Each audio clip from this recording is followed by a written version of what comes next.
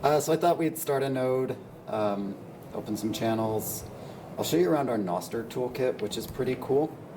Go into LN bits, play with cashew, and we'll see what we get done.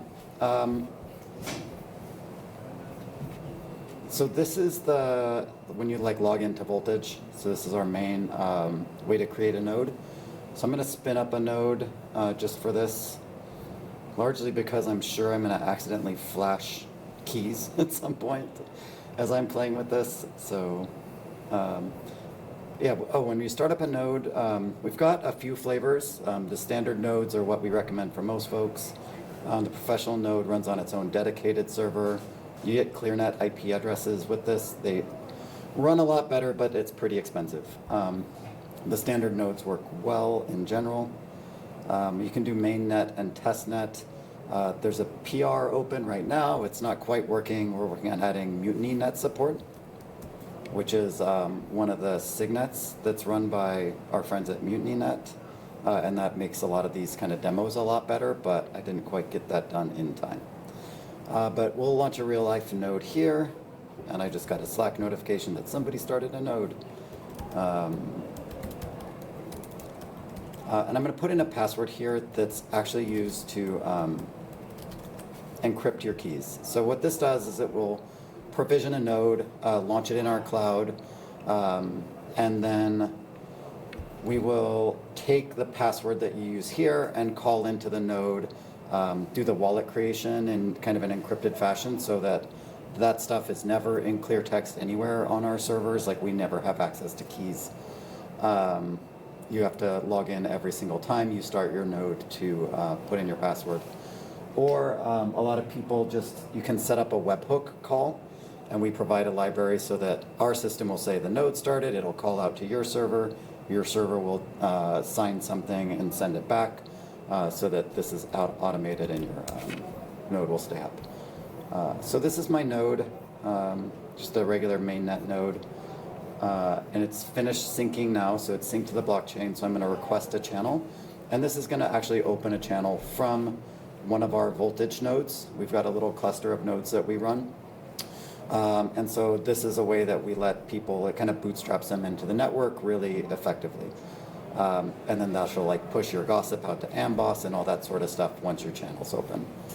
So now my channel's pending in the mempool. And we'll see. It looks like block space is cheap right now, so it shouldn't be anything dramatic.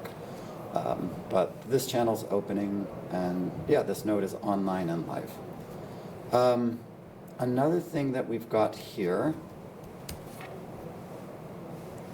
is our nostr toolkit, which is pretty fun. I've seen a lot of people showing this diagram the last couple days on their slides. It's like, all of the Nostr's apps are totally custodial, and most of them are. But we've built this toolkit to actually set up your NIP05 identity so that you can zap and go directly to either Voltage node or any other node. So I'll set that up here. I'll make a new. I just made a npub over here somewhere. I'm not that good at nostr. It's not my native language. And come over here. I can put in my existing npub, and I'll be like Justin test demo thing. Oh, that's not an npub. Oh, crap. I'll just make a new npub for this. So create the nostr account. Here's my npub. Here's my private key. And then, once I've got that, here's my NIP05. I can turn on zaps here. And then point that at any of my Voltage nodes. And so then you can give anybody zaps your NIP05, and it come to any node. And it can be a Voltage node or self-hosted. We just need the endpoint for the node, an invoice macaroon, and a cert, maybe. So that's a pretty nice feature that I think we don't do a great job of talking enough about, but we built it and we really like it. So that's our nostr toolkit. I think, let's go check out our node here, and we can play with ln bits. So there's a bunch of stuff that you can do with your LND node here. You can connect all sorts of stuff to it. Like you can use Lightning Node Connect. I talked about that, and we can go into Lightning Terminal if we want, but we won't. But we give you connection instructions for lots of services. So like Albi, if you use an Albi wallet, like I have this in my browser, we let you wire that up to a node. It's just a couple of simple instructions. So I think this is how you could steal all the money off this node. Or like Lightning Jet. There's actually this cool thing, like we can launch a replet with LNCLI and play around with things. That's kind of unsafe. Don't do that. Or a bunch of other things. A lot of people use our dashboards. So we'll launch my Surge. I'll just install this quickly so that the data populates.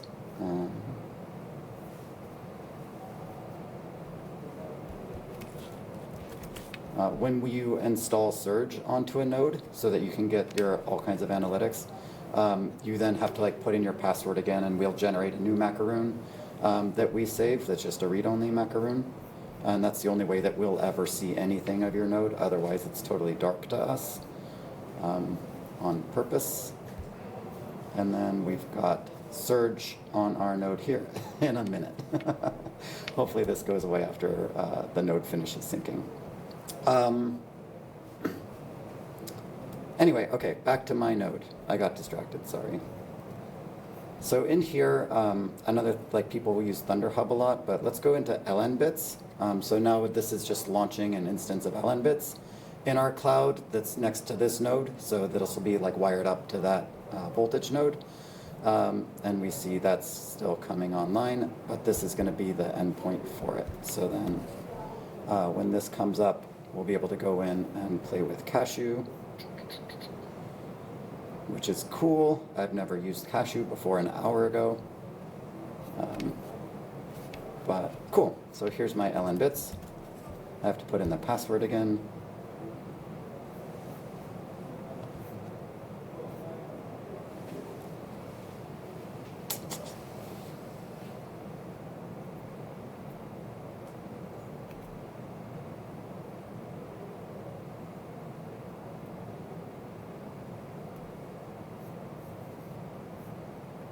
And everything is still starting up. Live demos are great. What can we look at while this comes? Oh yeah, here it is. Nice. Okay, warning from ln bits, this might lose all your money. Cool. I think it's pretty stable. So we've got, so you see here, so this is the ln bits running on my voltage node. Again, all mine, like these keys are totally private to you, to the user, whatever, but we can install Cashew into the voltage node, click over here and make a mint. And so we are all ready to go with like Justin's test mint. Yeah, sure, let's use that wallet. Make this a little bigger. And cool, so I have a mint. I wonder if I just click on this button. Yes. Cashew Me wallet. Do I trust it? Yes, it's me. Nice. I can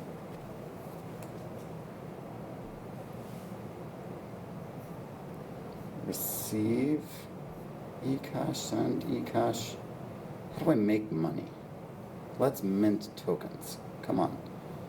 I don't have any sats.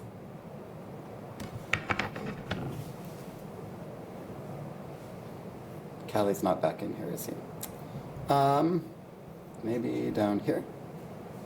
Anyway, I don't know how to use Cashew, but you can install it, use it on your node right out of the box, and it's pretty cool.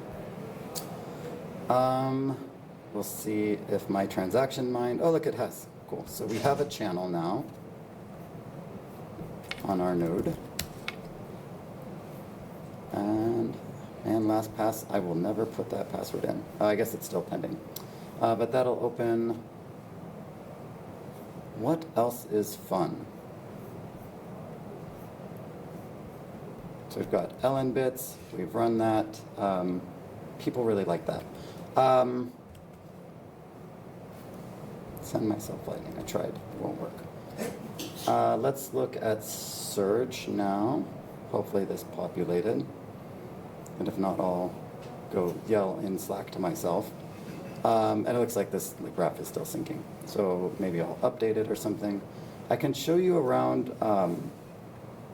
Surge in general on one of my other nodes. This is just another test node that we've got. And this is a really nice tool for operators just to follow what's happening on their channel.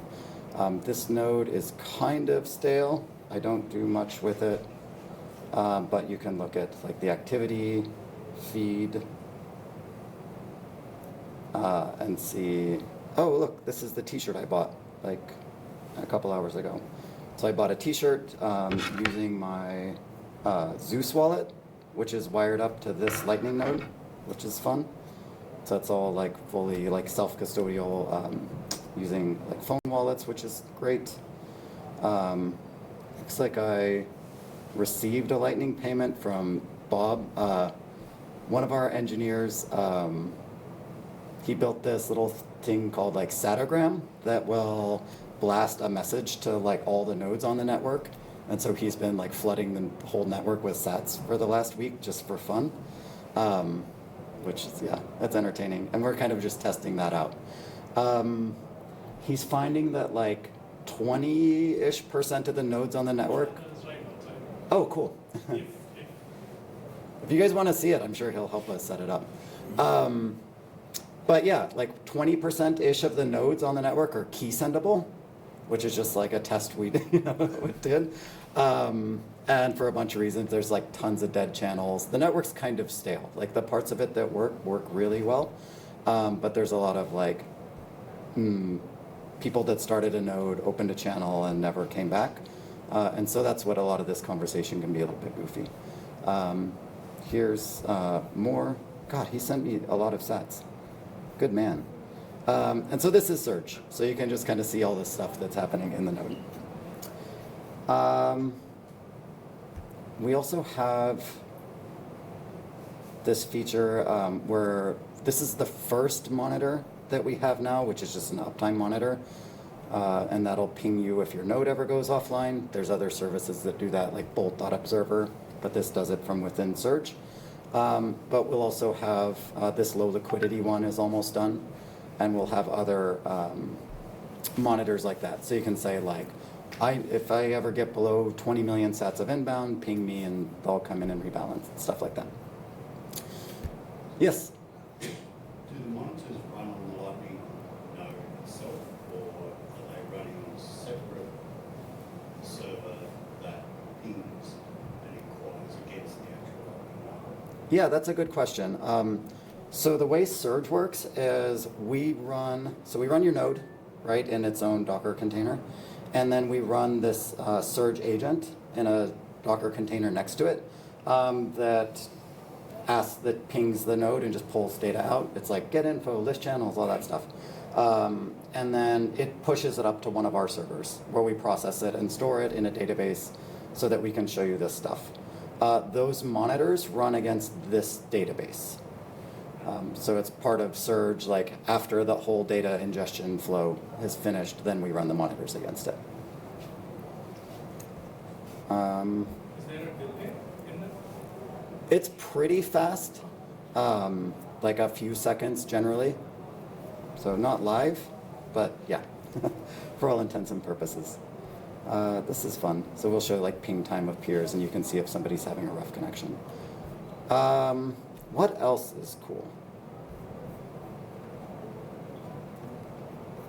I can also show you our flow, like our like LSP thing. At least kind of a test instance of it.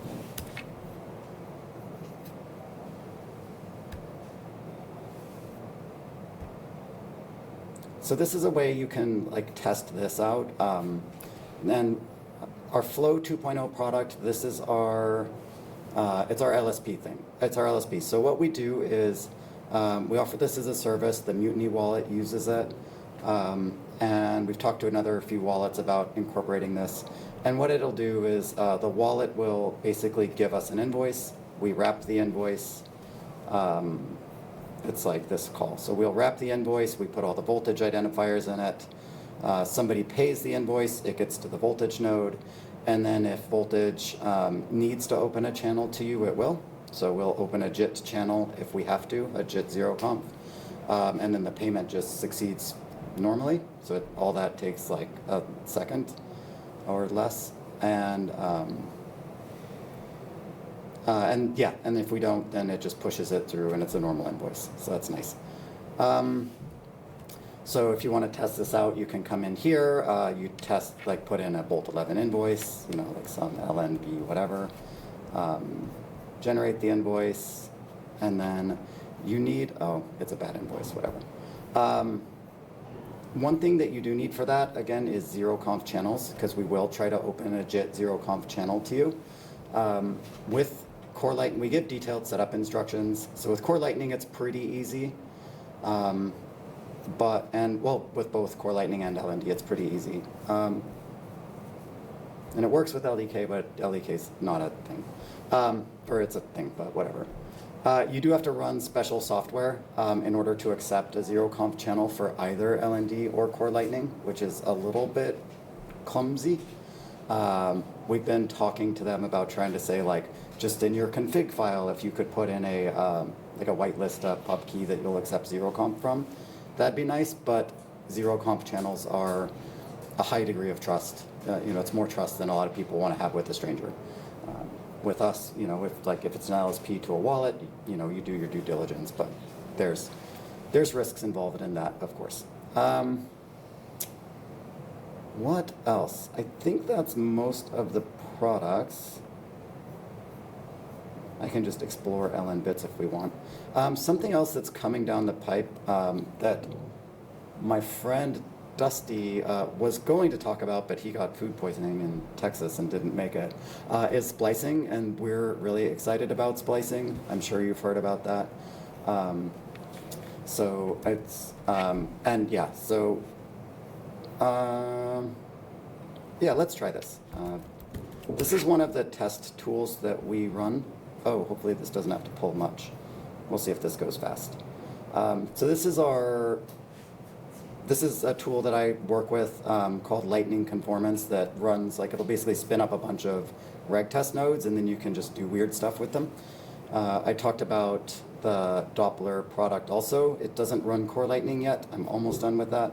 But I'll see if I can get this set up quickly, and then just we can see a splice happen if that's interesting. But that's something that we are very excited about. I've been helping do a lot of like external testing for them, and we'll be running a lot of splicing, we think. Yeah? The Replit thing that you glossed over, is that like creating the agent and then having agents call another agent? AI agents to talk to LLM AI? No, yeah. It's not. We built that Replit thing like a year ago. So it was before all of the agent stuff. I'd love to revisit that though, it's cool. But we can improve that now. Replit didn't have secrets management at all before. And so when you click this link, it provisions a Replit with your macaroons in it, which is like not super safe. But now it's like we could redo that with the secrets management. But we just give that, like a lot of the tools that we provide are for people to just hack on the network, right? There's obviously different things for, yeah, be safe out there, for sure. I think that I cleaned out my like Docker local cache and it's not gonna come back down over Wi-Fi.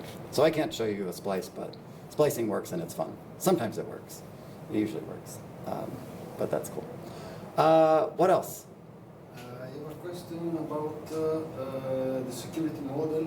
Mm-hmm. In particular, we set at the beginning we set the encryption key. Yes. The encryption password Mhm. is an encryption key, and so from what I know,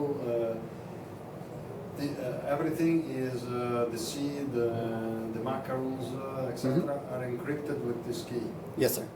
So when we start with opening the browser and going to open the dashboard, Uh-huh. we use our key to decrypt what is necessary. So on your side, on voltage side, what is you said there is no access to data. Mhm. So my question is, how can you bring up the node? So we can't, which is a blessing and a curse, right? It's like sometimes we really wish we could, because like when we need to move servers, like if we need to resize a server, like one of our hardware servers, right? We like all those nodes as they move, they have to get stopped, moved, and started back up. And that can be very disruptive for some businesses, right? So some of our large wallet providers that are doing lots of payments, if your node goes offline for 4 hours, you know, it's hard. So anyway, like that's one of the things that we have to manage. But yeah, so the node will come up in a locked state, like that's just a normal part of LND, and all the implementations will do that. And then you have to log in and unlock it, either just by, like we did here, with you just type in your password on the website and it works. Or you can just make an API call to unlock it, or hit it with a webhook. But we can't. So for example, if the node is restarted, Yep. and we, for some reason, don't go there and unlock the node with the Mhm. encryption key, the node remains Offline. offline. Mhm. Okay. So, and we're pretty aggressive about notifying people when a node restarts. So hopefully, you know, that doesn't happen unexpectedly. So, yeah. Yes, I see that there is an email notifying that. Mhm. Yeah. Yeah. What else is? So the lightning nodes all have to talk to a full Bitcoin coordinator, Mm, or an electrical service like the type. yes. So, What's the, yeah. we're- I can talk about that, but yeah, what's the, Yeah, so presumably you've got one fully synced already, and the mechanism you use to be able to fire them up so quickly Mhm. is to be able to basically all point back to that one reference instance. Yes.